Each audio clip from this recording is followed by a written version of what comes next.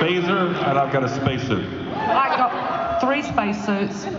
Well, I had 3 spacesuits, I sold them. I got a lot of money, man. No, I had some lean times after Star Trek. You know there was a while you didn't see me around for a bit.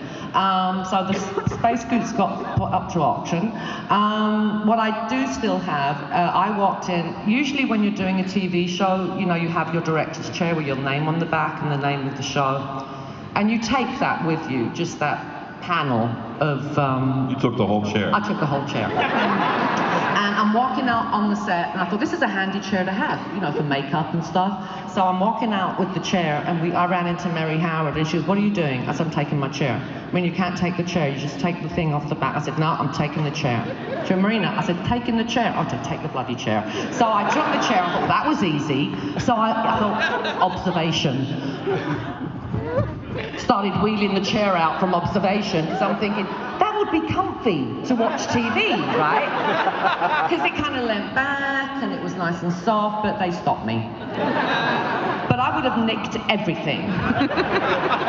Well, I took a few things, nothing big, but I think this is the right time to tell you, I'm the one who took your Jag. That wasn't in the show. I know, but it was in the parking lot at Paramount. They did steal your chair, Patrick. Remember when they stole your chair? Remember when they stole your chair? Twice. Yeah. We went to work one day on Nemesis, and the captain's throne was gone. No. Every movie they'd take it right away. I took my communicator on the last day of work. Did you take your uniform?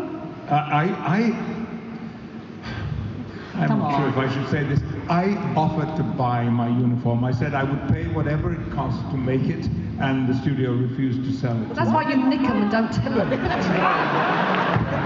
I'm old-fashioned about some things, Marina.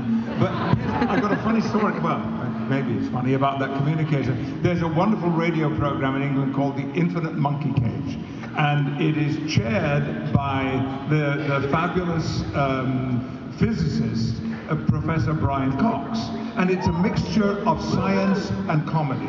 And they had me on it as a guest because the subject on that program that week was space exploration. So, no brainer.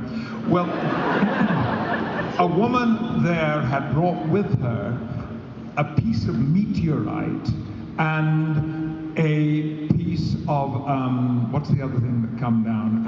Asteroid. Asteroid, yeah. And these were like millions of years old, and they were passed lovingly around the guests on the studio. And then they came to me and they said, so, Patrick, tell us, And I said, well, you know what, this is show and tell. I have brought something with me.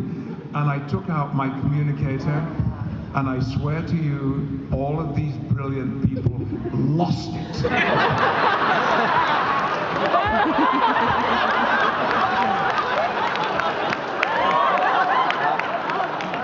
LeVar, what did you nick? I have a bat lift. I have a sort of Kalis.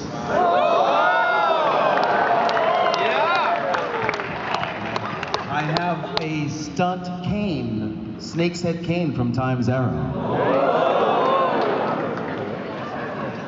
And I have the visor.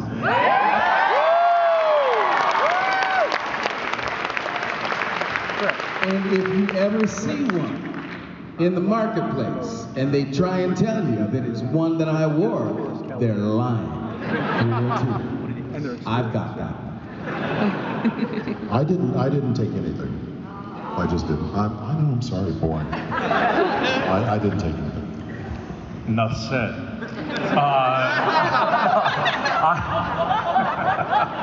No, Mike, you just took their money for the next 6 years.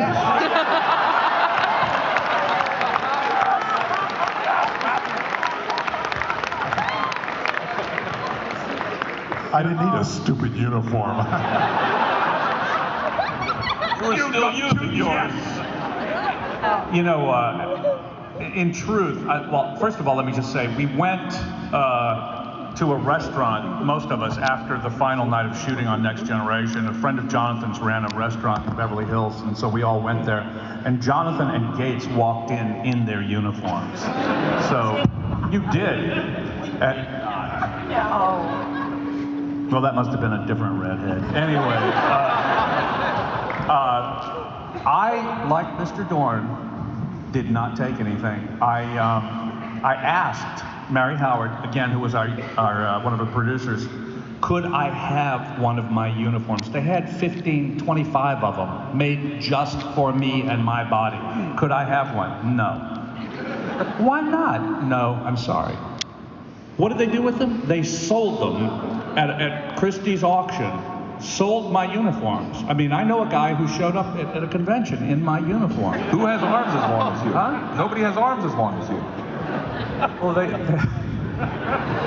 But you know, you couldn't see his hands. So, what is the moral of this story? Steal, Okay, honesty doesn't pay, right?